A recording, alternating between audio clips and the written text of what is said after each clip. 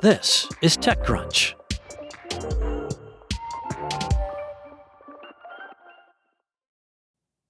Phia is a company laser-focused on building an AI shopping agent. Now, the company, led by founders Phoebe Gates and Sophia Kianni, is just 10 months old, yet it has already closed a $35 million funding round led by notable capital with participation from Bonfire Ventures and returning investor Kleiner Perkins. When the co-founders took the TechCrunch Disrupt stage back in October, they were just a month removed from an $8 million round that included checks from celebrity investors like Kris Jenner, Sarah Blakely, and Sheryl Sandberg. And yes, Phoebe Gates is the daughter of Bill and Melinda Gates, but no, her parents are not bankrolling her startup. With hundreds of thousands of monthly active users, Phia has achieved 11 times revenue growth since launch and onboarded 6,200 retail partners. As it stands, Phia is a mobile app and a web browser extension that seeks to help shoppers save money by showing them resale or secondhand alternatives to the products they're looking for.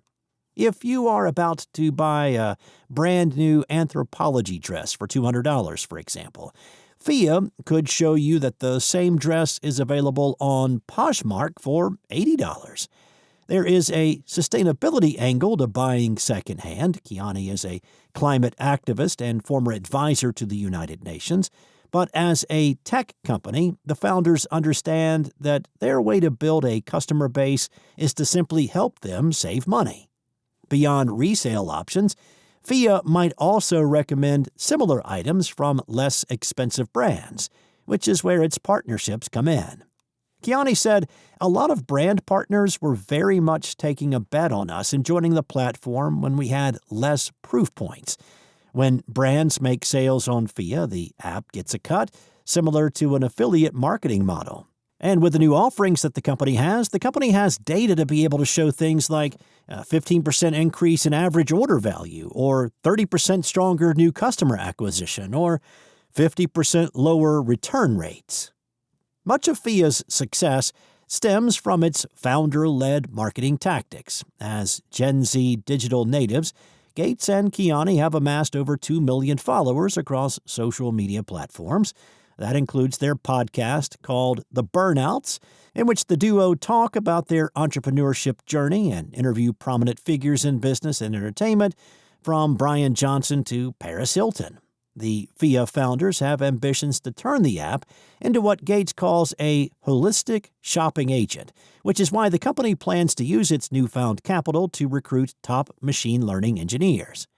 Kianni said their number one goal was bringing the top engineering talent specifically into the company and being able to have capital that can really attract the best people. The current Phia team, who all work out of the New York office, is about 20 people, which is small for a company with somewhat nebulous ambitions to revolutionize commerce.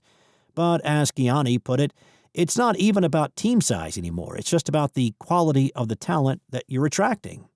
So to bring their ideas to fruition, they're going to need that kind of talent. Gates said that the days of going to a static HTML page that's not personalized for you, your taste, your sizes, and knows what's already in your closet are gone.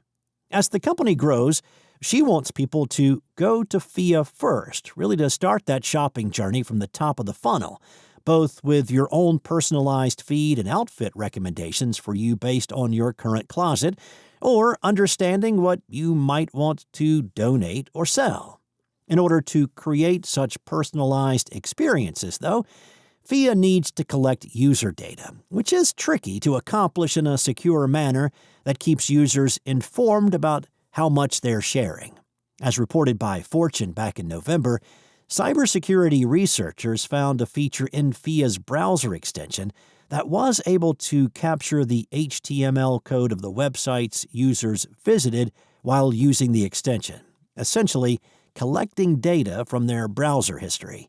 The company removed the feature once notified and said in a statement to Fortune that the extension previously logged web page content to understand if the site was a shopping destination, and that Phia has never in the past or at present stored that data. Hopefully, that incident is remembered as a growing pain for the startup and not an indicator of problems to come, because Phia is right that online shopping could use a makeover. Help desk automation is a billion-dollar industry, and it is one of the most likely industries to be disrupted by tech built upon AI. Major players like Zendesk, ServiceNow, and Freshworks currently dominate the space, but lots of smaller startups are betting that reshuffling workflows will give them a chance to cut in. Risotto is one of those startups, and after today, it will have plenty of runway to test its theory. The company on Tuesday said it has raised a $10 million seed round led by Bonfire Ventures, with participation from 645 Ventures, Y Combinator, Ritual Capital, and SurgePoint Capital. Designed to autonomously resolve help desk tickets, Risotto sits between ticket management systems like Jira and the complex internal tooling needed to resolve them. The product is built on a third-party foundation model, but CEO Aaron Solberg says the core of the business is the infrastructure that sits between the model and the customer, keeping the non-deterministic nature of the model in check.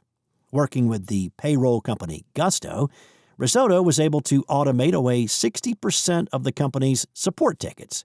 Its current work is focused on conventional ticketing systems, but Risotto is also positioning itself for a more radical shift in the industry, as AI triggers more fundamental changes in the way help desks function.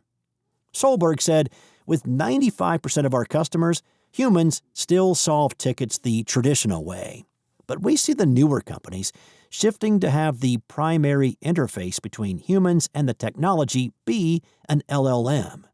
Now, in practical terms, this would mean tasks are managed through tools like ChatGPT for Enterprise, which coordinate help desk tickets alongside a range of other professional tasks. Solberg says his team has already worked on integrations with ChatGPT for Enterprise and Gemini, connecting Risotto over MCP. If that approach becomes more common, it would mean significant changes for the industry at large. Risotto and similar products would function as tools that would be called by a central AI, offering more focused and reliable service than a general-purpose system could perform on its own. It is a new paradigm for thinking about SaaS products, one where reliability and context management are more important than human-friendly interfaces. In the meantime, Risotto's most immediate value proposition comes from taming the mess of different IT systems. As Solberg sees it, there is still plenty of value in making it easier to use existing ticketing systems. That's it from TechCrunch. For more stories like these, go to TechCrunch.com.